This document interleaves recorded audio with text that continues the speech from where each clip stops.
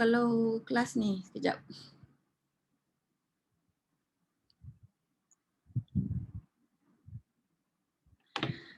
Okey, boleh kita teruskan ya.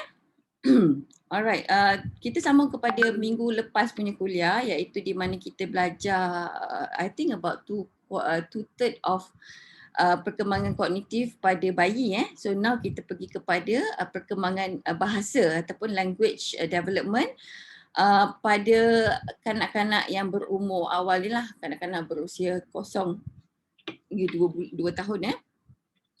So bila kita bercakap tentang kanak-kanak yang dalam umur ini, yang bayi, so pasti kita akan tertanya-tanya kalau kata language, apa benda? What is the language? What kind of language? Ataupun what sort of language yang terbentuk pada bayi tahap ini.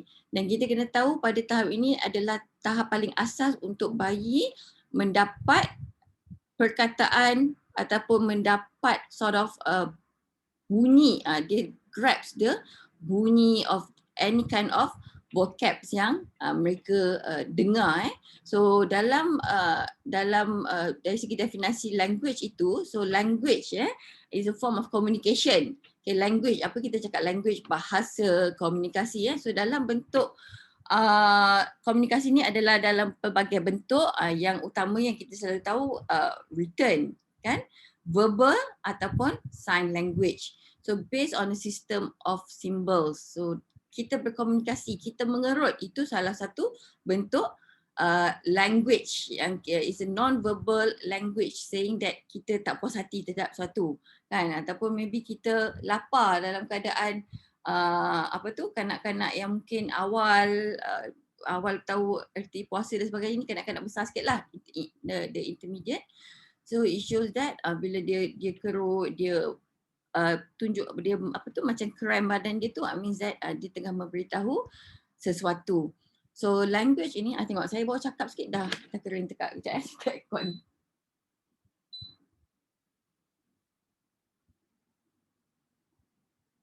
Okay. Language consists of the words used by a community, words used by a community, and the rules of varying and combining them. Okay. Of course, bila kita berkata, kita cuba menyampaikan sesuatu, apa yang keluar dari mulut kita tu adalah form of language. And when we match ataupun kita menggabungkan perkataan-perkataan tu, dia menjadi ayat. Alright. So itu yang dikatakan bayi pada umur maybe like setahun tu, at least dia boleh mengeluarkan ataupun mengutarakan 3 patah perkataan yang consist of one sentence yang bermakna. Itu adalah satu perkembangan, orang kata is a indicator kalau kita nak tahu anak kita tu whether perkembangannya adalah on the right track ataupun macam mana. Kan? So infinite generativity is the ability to produce and comprehend an endless number of meaningful sentences using a finite set of words and rules. Okay. Kalau daripada awal kecil mungkin setahun, dia kata susu, nak susu. Okay. Kata saya nak susu, adik nak susu. Dah 3 perkataan yang penuh, ayat yang penuh makna. So maknanya itu kita don't worry. Kalau kata bila dia besar sikit, tambah lagi vocab. Adik nak susu, sedap. Okay, tambah lagi dan tambah.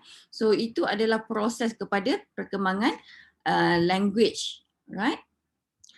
So language rule system ini adalah bila kita belajar tentang language ni, mungkin pakar-pakar bahasa, pakar linguistik ni lebih arif ataupun lebih detail lagi penerangan ni tentang language. So dari segi definition ataupun dari segi bukan sistem, language is highly ordered and organised with 5 systems.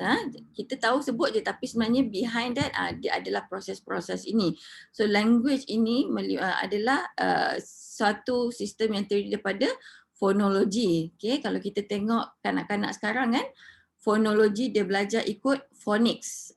So kalau kita dulu kecil, kita akan ikut A, R, P, I, P, R, P kan. Sekarang dia budak-budak dia tengok baca, dia tahu dia diajar tentang phonics. So that is phonology. So it provides a basis of constructing a large and expandable set of words out of 3 dozen phonemes. Macam kalau kita tengok imbuhan, kan, bermain, ber, main, in, bermain. Itu mungkin kanak-kanak dah banyak umur sikit boleh tahu untuk nak eja 3 suku kata. Tapi kalau English, dia ikut phonics like macam maybe cat ke after cat. So ikut tadikan macam anak saya, anak-anak dia approach tadikan mereka adalah menggunakan phonics. So somehow kami parents perlu belajar teknik phonics untuk kita nak ajar anak supaya anak itu boleh membaca. Kalau anak itu menggunakan teknik phonics di sekolah tetapi kita di rumah masih menggunakan ejaan SSA, YA, saya, MMA, mama, anak itu mungkin susah nak faham, kan? Sebab tu phonics itu penting untuk kita tahu. And bila kita hantar anak ke mana-mana preschool, we need to know the approach yang sekolah gunakan sebab kita kena selari untuk lebih empower pembelajaran anak-anak itu. And then language consists of also morphology, whereby the units of meaning involved in forming words. Okay, so maknanya dalam perkataan itu ada makna. So a minimal unit of meaning, and then syntax is the ways of combining words to form acceptable sentence. Okay, kalau kita acceptable phrases of sentence. So kalau kita mungkin anak-anak kita daripada kecil, dia bercakap, ada vocab, tetapi from one vocab to another vocab, dia tak ada tak synchronize, and then no content at all. It's just for the sake of bercakap. So itu pun an indicator of this orang kata developmental delay in terms of language development. And then semantics is the meanings of words and sentences. Okay, whereby kita buat ayat, kita construct ayat, adik nak pergi school, kan naik basikal, and then dia ambil basikal dia, maknanya dia cakap betul semanticsnya, and dia ambil basikal tu, it shows that dia comprehend, betul and then pragmatics, language used in different contexts. So these are all language rule systems. Okay, before, I mean like how does language develops in humans? Okay, kalau you all ingat lagi kan, waktu bila yang you all mula bercakap?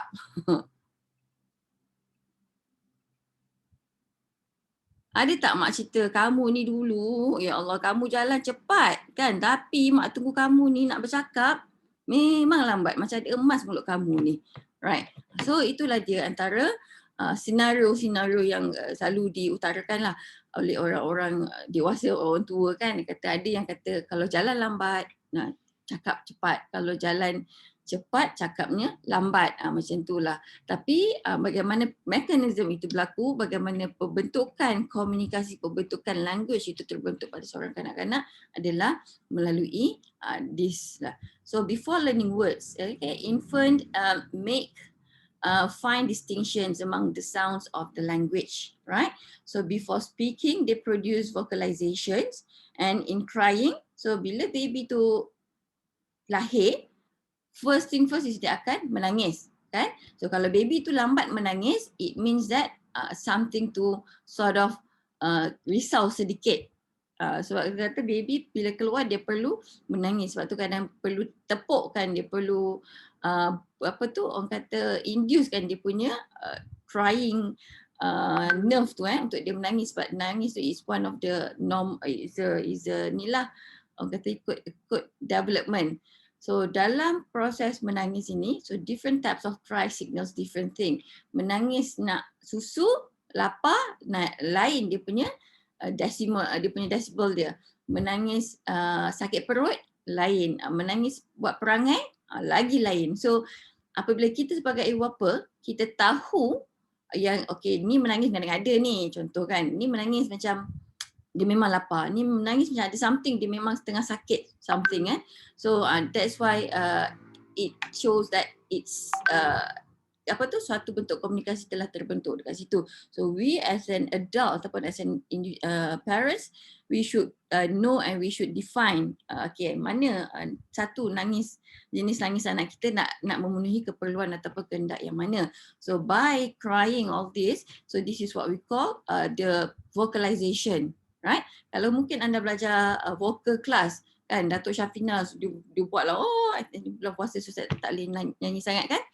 So maknanya all this belajar. So sama juga macam pembentukan language that since 0 months lagi 0, even naik 1 week, 2 weeks pun is different dia punya vocalization. Alright. Yeah, Mama dah start kelas kan? Betul. Pakai stokan hak. Mama start kelas. Sekejap One more. Kejap sorry anak I cari token hak dia. Cuba adik tengok kat katil. Okay. Nanti adik close the door please Mama ada kelas tau. Okay. So cooing beginning about 1 to 2 months. So usually expresses pleasure. So dia bila dia nak mengagar kan. Cooing tu macam lebih kurang agar lah. Macam comelnya. Bucak ke dan sebagainya tu. So itu part of the language development. And then babbling bila dah tua sebesar sikit kan in the middle, so bila dah start kata anak I ni dah dia seronok lah main, dah start nak main, nak mengagar kan. So these are the process crying, cooing and babbling So in the middle of the first year involves strings of consonant, vowels and combinations such as ba kan, bucak kan. So macam-macam. Adik-adik mama ada kelas kan? Kejap ada form of communication kat sini.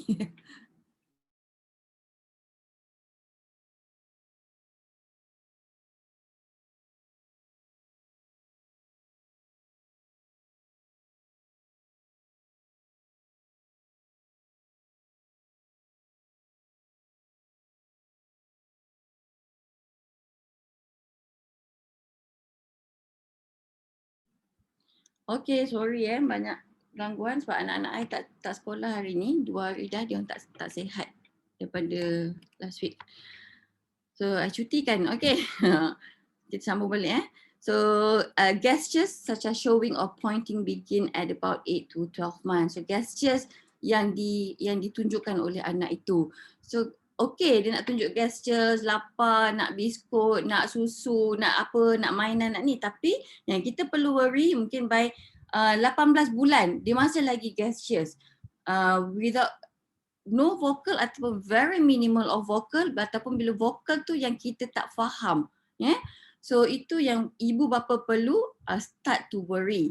Kan? So naik 2 tahun 24 months, naik 36 months, 36 months 2 tahun setengah.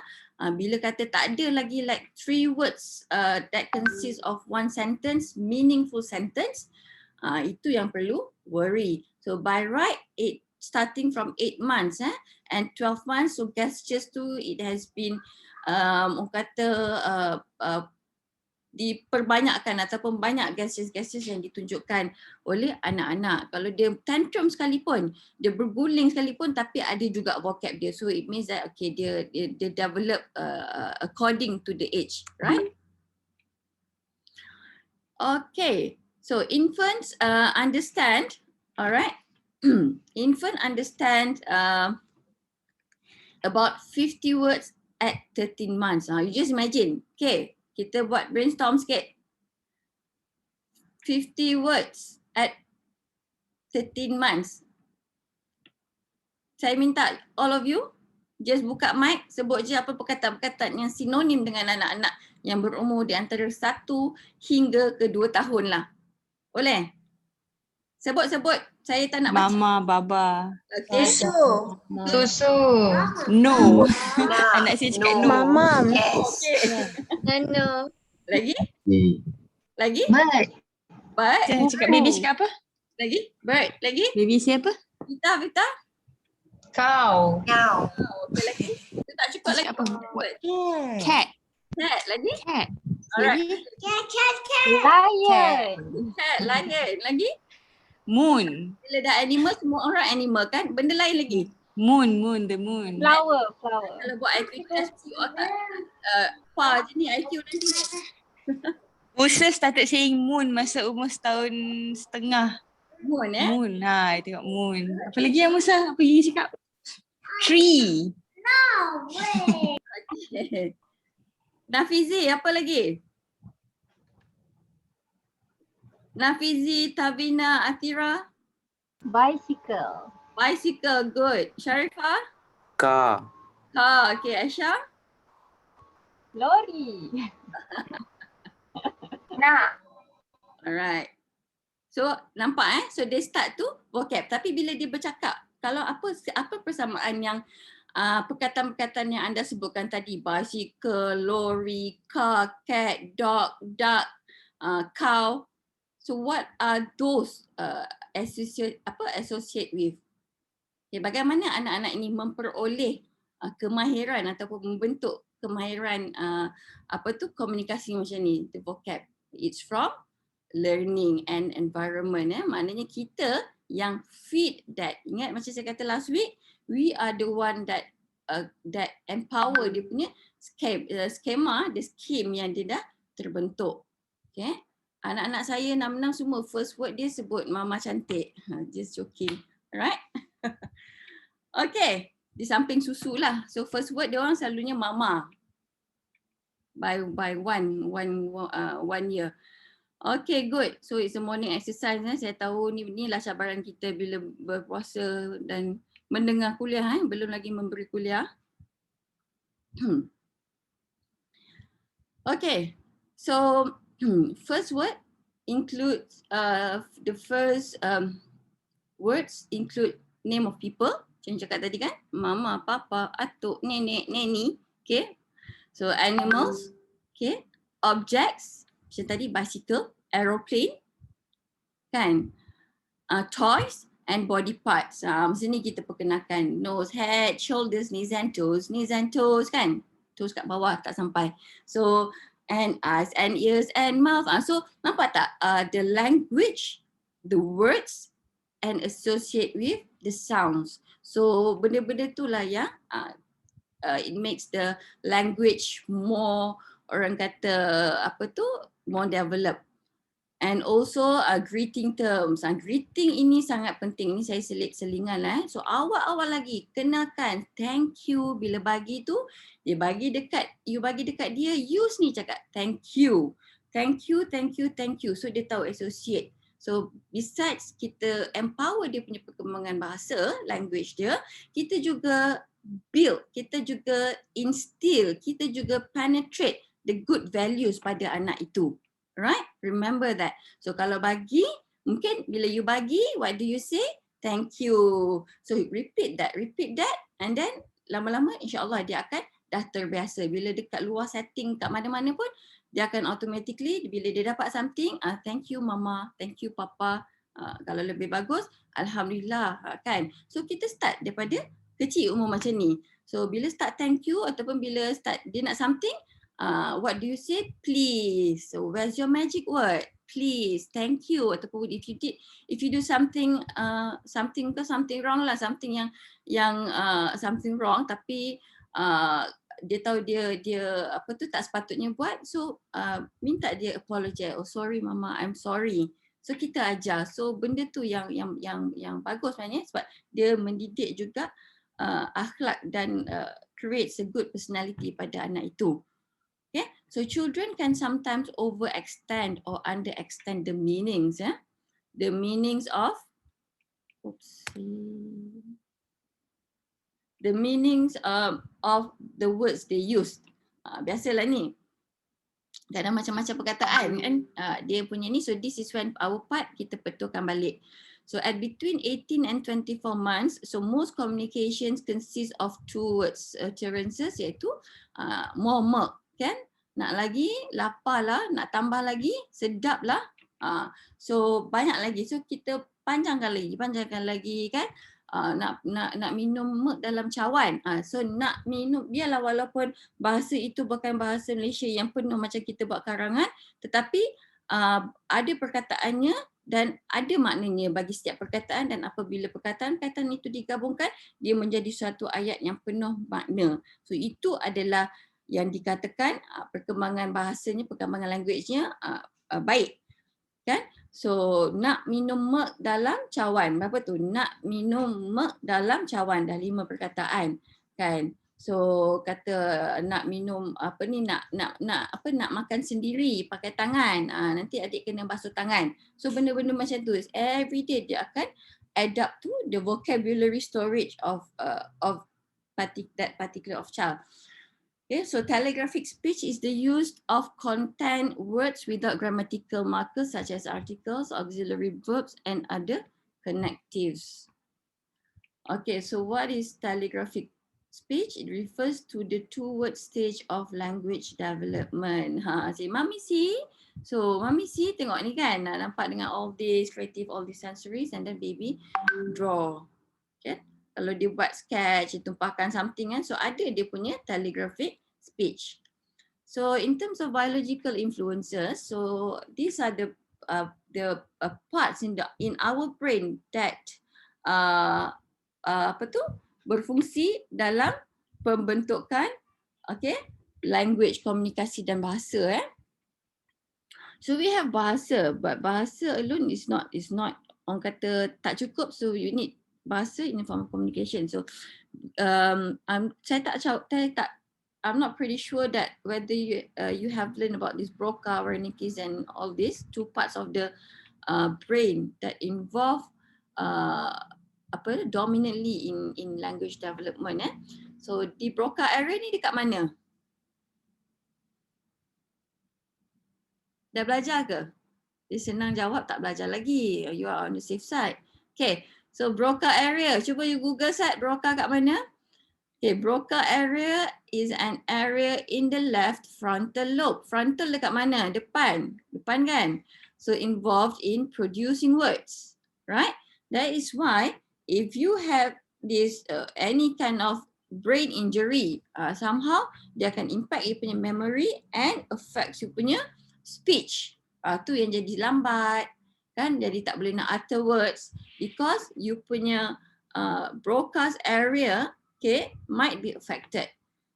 Okay, and next one is Wernicke's area. Okay, so we have Broca and we have Wernicke. So Broca is at the front and Wernicke's is at the left hemisphere involved in language comprehension. But where is Wernicke's ni? Dekat dekat lobe mana? Temporal lobe. Temporal lobe. Okay, temporal lobe tu dekat mana? Siapa cakap tu? Bagus. Temporal lobe dekat mana? Dekat left hemisphere, left side of the brain. Left side, okay, left side of the brain. But which part? Utara, selatan, timur, barat.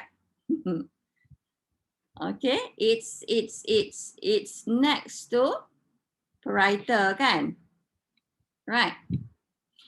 Okay, so dalam fungsi Wernicke's ni adalah yang terlibat dalam pemahaman bahasa, maknanya language comprehension. As simple as mungkin anak tu setahun, walaupun dia tidak boleh nak membalas apa yang kita cakap lagi, tetapi bila kita minta kakak ambil baju mama ni, tolong letak dalam bako baju kotor. So dia waktu tu towards nak setahun, baru pandai jalan, dia ambil, dia letak terkedek-kedek pergi dekat laundry basket. Kan? Itu anak saya lah. So it shows that, okay, so saya pun test lagi. Dia faham lah. Lepas tu, test lagi. Okay, nanti tolong ataupun nanti pemain, kita bagi simple task and dia faham. So bila dia naik besar, umur 2 tahun tu, dia boleh, dia ada ability untuk nak kebatkan understanding dia. Maknanya kita kebatkan the instructions, for example, ataupun the way we communicate, and sort of kita selitkan juga some element of minta help. Somehow dia boleh comprehend. So itu adalah fungsi Wernicke's. So kalau kata individu ataupun anak yang mempunyai masalah pemahaman, contoh mungkin bila bercakap dia jelas, faham. Tetapi bila membaca ni sama dia kena banyak kali baca baru dia nak faham. Itu pun susah nak faham. Ataupun bila membaca tu dia kena baca kuat baru dia faham. Itu macam-macam gaya learning difficulties. So it shows that some part of the Wernicke's area might be affected atau might be damaged jugalah. Okay, so aphasia is the damage to Broca's area and Wernicke's area. Okay, aphasia is the symptoms. So causing a loss of impairment of language processing. Ini yang kalau tengok all this neurodevelopmental delay kan. So dia usually will have this aphasia, will go through this aphasia ataupun ada aphasia.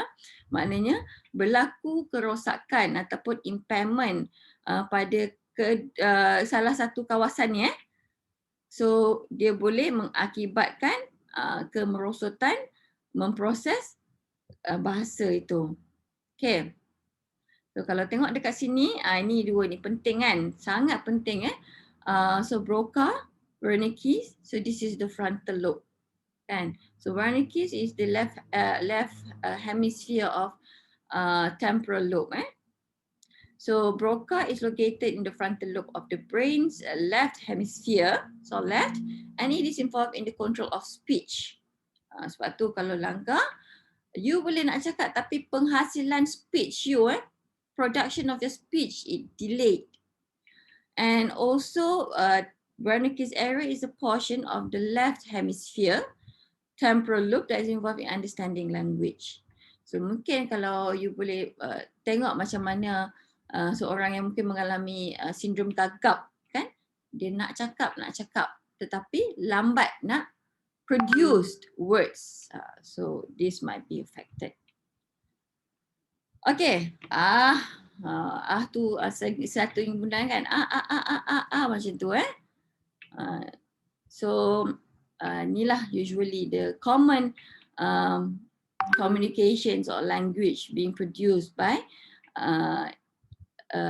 human lah, starting from baby. So 1 to 6 months, baby cooes and giggles. 6 to 12 months, tengok physical dia pun dah boleh duduk, dah start to explore, start to uses all the reflexes that dia ada kan.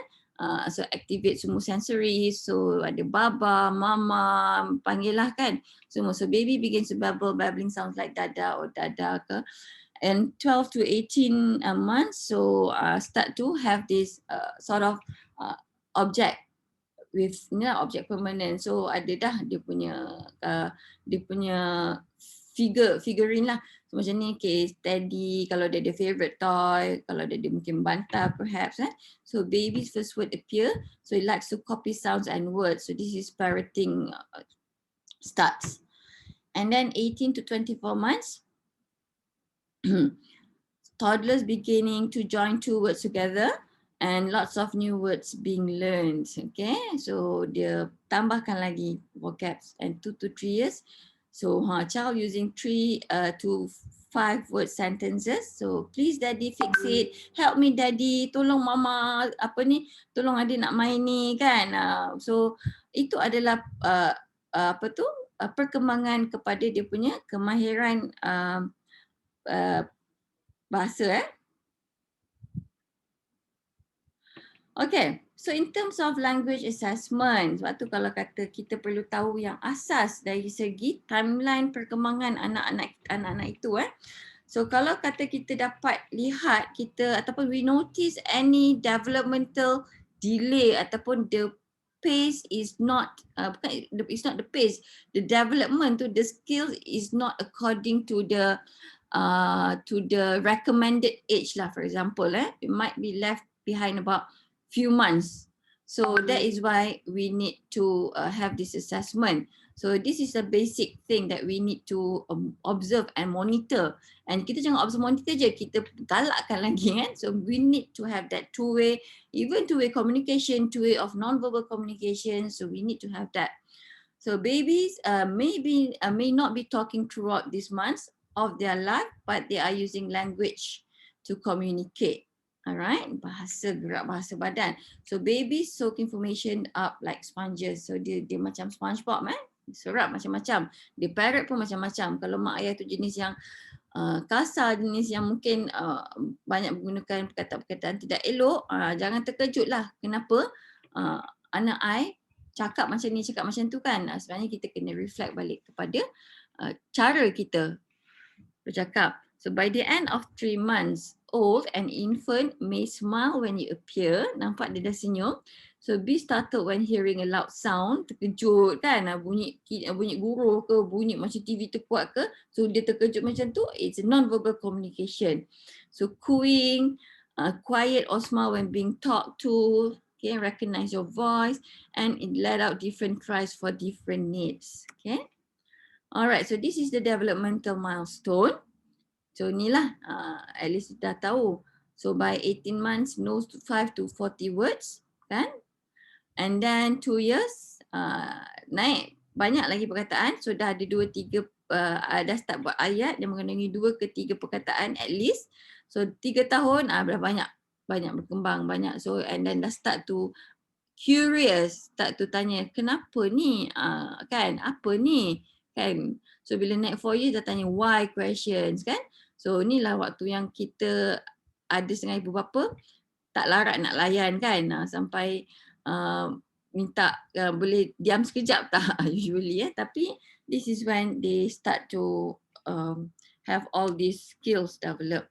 And then 5 years identifies letters, creates longer sentences. Okay, so this is the milestone. Okay, so this is another issue, alright, whereby kita perhatikan mungkin banyak, tak sure is it synonym dengan masyarakat kita ataupun lebih banyak senario ataupun situasi yang anda nampak dalam gambar ni yang anda boleh perhatikan di sekeliling anda lah, especially when you go out in public, kan? So the kids, the babies ataupun this poor infants, they started to being introduced all these gadget and high tech savvy kepada mereka, right? So this is about the impact of screen time towards language development. And when we talk about this, so that is when if you read about the autism-like syndrome, for example, kan, mungkin anak itu tak ada inherit, tak ada apa-apa, kan, tiba-tiba dia show some symptoms of developmental delay in terms of communications, in terms of socializing. So when we dig out, we explore more, and it shows that most of the time anak-anak itu mempunyai screen time yang sangat dahsyat, kan? So they are too exposed with this screen. So bila exposed dengan screen, it creates a very minimal language and communication between the baby and the family and the parents or the mother, adik-beradik, kan? Sebab mata dia fokus kepada pergerakan yang colourful, yang laju, kan, yang dia boleh dapat a one way punya communication, a one way punya giggle, kan. So a new study, okay, this is a study from American Academy of Pediatrics. So beliau mereka ni mengkaji kanak-kanak yang between 6 bulan ke 2 tahun. So studies it shows that toddlers who are exposed to more handheld screen time, okay, handheld macam ni lah, nampak kan? So nak suruh pegang sendiri tak boleh, dia tak kuat lagi. Dia punya kemahiran motor belum membolehkan dia untuk memegang phone sendiri macam mana kita pegang phone. Dia pegang phone pun ketepuk terkena dahi, macam mana kita kalau tengah-tengah nak baring, terlelap kejap, ketepuk, lepas tu terus terjaga, terus dah tak jadi tidur. So this is when they found that they are more likely to have delayed expressive language skills, right? So when they are too exposed with the screen time, so the child's ability to say words and sentences was delayed. So this is the dilemma and also the challenges faced by the young parents actually.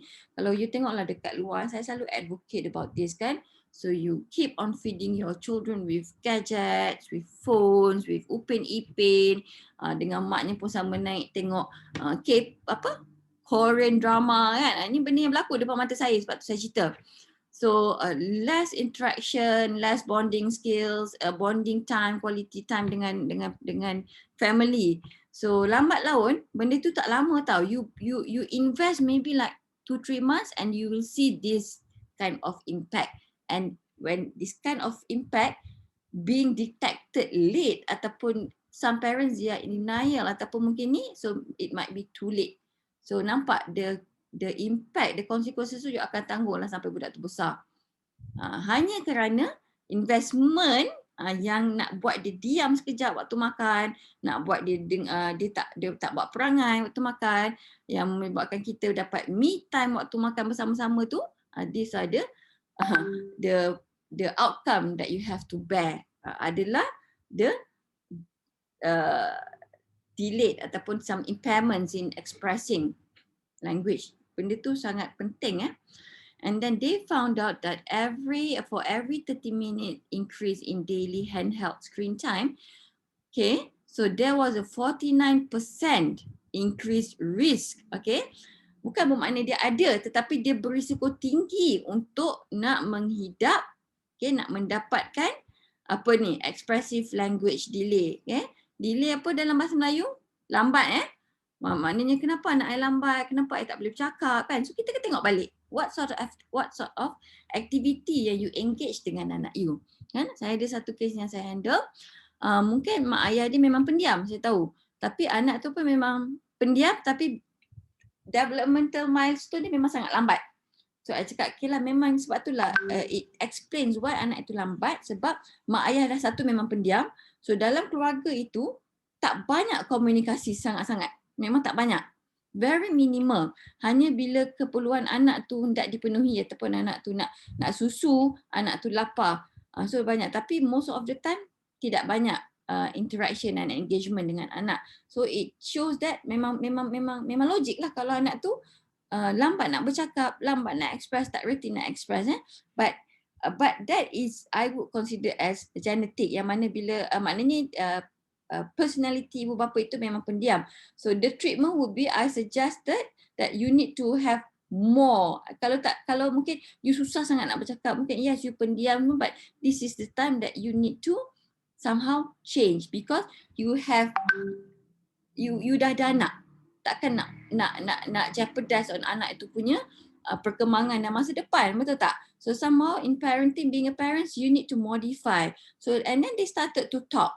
Mungkin dia rasa tak perlu nak cakap, ataupun nothing to communicate, tak ada apa, nothing like, tak ada apa, tapi kerja rumah buat, mana apa benda dalam rumah, house semua okay, tapi just they are lack of communication, but they are not in a good term, they are in a good term, dia tak banyak cakap kan. You bayangkan macam I ni kalau pendiam kan, apa jadi kat anak-anak. So macam semua pendiam kan, tapi memang I dulu pendiam. Tapi bila kita membesar, kita bercampur, kita berpengalaman, and kerja kita membuatkan kita bercakap bila perlu. So apa yang dia buat, dia ubah sedikit, okay, dia banyakkan sedikit, ataupun dia start to mula bercakap, and then start to appreciate, start to show non-verbal pada anak, and then about 6 months, concern apa yang dia concern anak tu lambat semua, anak tu picking up words kan. But at the same time I minta juga dia pergi refer kepada speech therapist, sebab kita perlu tengoklah all angle but rupanya the delay itu adalah the environment in the house.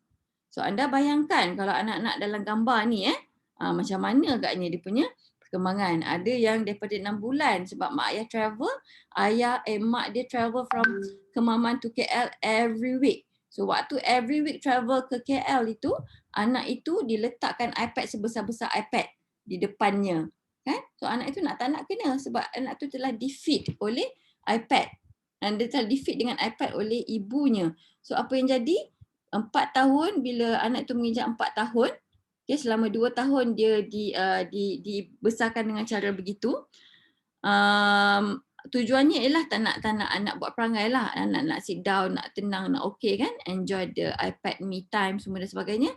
So bila dia realise towards nak 4 tahun, anak itu mengalami delay yang sangat dahsyat in terms of speech. So bila pergi jumpa developmental pediatrics and also psychologists, so they found that the child has developed this autism-like syndrome. So bila kita track back balik, this one lah bagi tahu. So even I suggested, dia jumpalah the medical center team, but I suggested bila balik bagi sokongan penuh pada anak buah you untuk tidak menggunakan telefon di depannya. Maknanya banyakkan komunikasi, main dengan dia. So bila anak tu balik weekend kan, atuk nenek, uncle, auntie semua simpan phone. Memang spend time 1 hour 30 minutes kan main dengan dia. Maknanya tahan nafsu tu untuk tidak tengok phone, tahan nafsu tu untuk tidak scrolling, untuk tidak post apa-apa, untuk tidak tengok orang lain punya post.